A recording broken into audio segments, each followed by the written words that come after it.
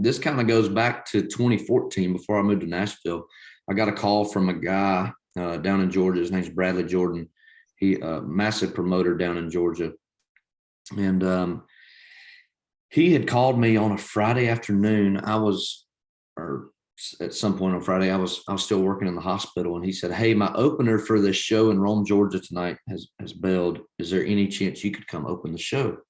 And at the time, I mean, it was 2014. I was wanting and taking every opportunity I could get. And so I was like, "Yeah, I'll be there." It's a 2.5-hour drive to Rome, Georgia. And I called Bradley on my way there, and I said, "Hey, who am I opening for tonight?" And he's like, "Well, it's this new guy out of North Carolina. His name is Luke Combs." I said, "Okay, cool." And I had no idea who Luke was at the time. Maybe part of me thinks that I had seen him when he was kind of doing some stuff on what was called a Vine, which was like the original TikTok, in my opinion. And so I think I had seen Luke on there. But I got there was, I think, probably, 60 people had bought a ticket to the show that night. So, I mean, this is like early Luke days. Nobody really knew who he was too much. And, man, we were in the green room before the show. We hit it off. And, I mean, to be honest, we've been really, really, really close friends ever since. I consider Luke one of my best friends. And, man, I wasn't living in Nashville yet. He had just moved. And we hit it all off enough for him to say, "Hey, why don't you come to Nashville and let's write some songs together?"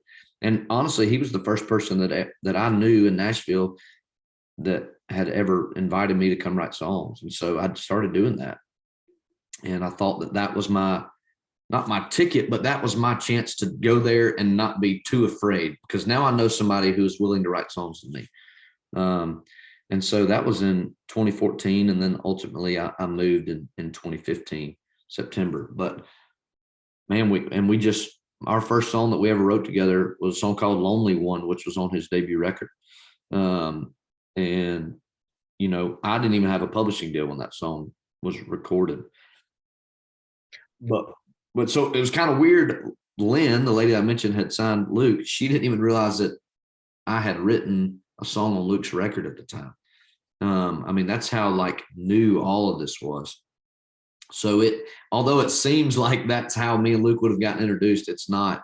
It just kind of worked out that way.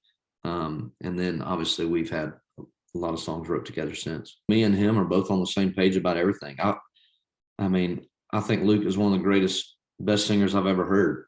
And I pride myself in, I feel like I'm a decent singer. That's what I honestly moved to Nashville to do, was just to sing.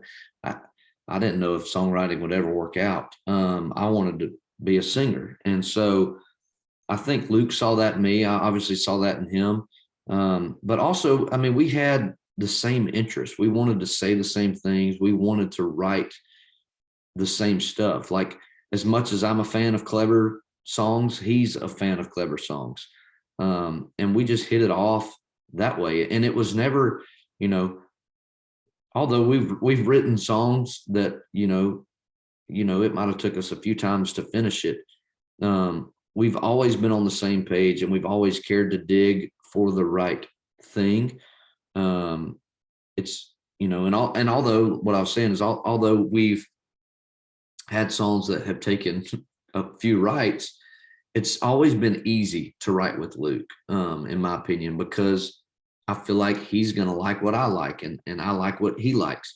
And so it's always felt like we were always on the same page as far as that goes. And it's an interesting story. Luke had already written the chorus to that song with his guitar player, Tyler King. And I was out on the bus with him one weekend just writing. And Dan Isbell was out on the road with us.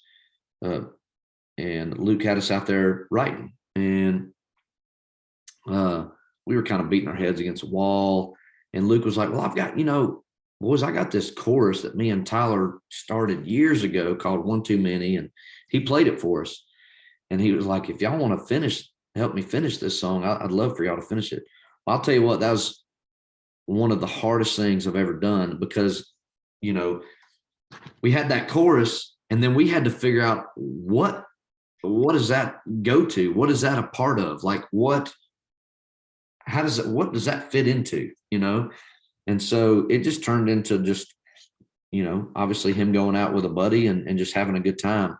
And I got to say this because I've always given Dan a hard time about this, but we had kind of gotten to a point towards the bridge, around the bridge wasn't written yet, where we were kind of struggling. We were like, yeah, we don't know where do we go now, And so Luke had gone and started the show. Me and Dan are still sitting on the bus trying to figure this thing out, and we were struggling. And so we were like, let's take a break from this. Let's go watch Luke's show.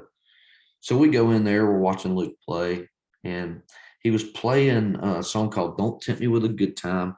And I remember him, he would have a drink in his hand, and on part of that song, he'd throw his drink in the crowd. And the crowd would go absolutely nuts. And this was also about the time where I feel like every time I got on Twitter or Instagram, every person was challenging Luke Combs to shotgunning a beer. And so it like all came to fruition at one time. I saw Luke throw the beer, the crowd goes nuts, and I'm thinking about that. And I'm like, man, what if Luke shotgunned a beer on stage? His fans would absolutely love that. So I look at Dan, we're standing side stage. I was like, I got it. So we go back on the bus, and I had like thought up that bridge part, and I'm like playing it for Dan. And Dan looks at me, he's like, oh man, no, that can't be it. I'm like, man, I'm telling you that his fans would eat that up. And he's like, I don't know, man. I was like, here's the deal. We don't have anything else. Let's put this down. And if Luke loves it when the show's over and he comes on the bus and we play it for him and he loves this, then that's what it'll be. And he's like, all right. But I don't think that's it. I'm like, okay. So the show gets over with. We're on the bus. I play him the bridge, and Luke absolutely loves it. So now I've always given Dan a hard time that almost didn't happen. And even to this day, I went and watched Luke play in Charlotte this past weekend. And to this day, the crowd goes wild when they see him shotgun a beer.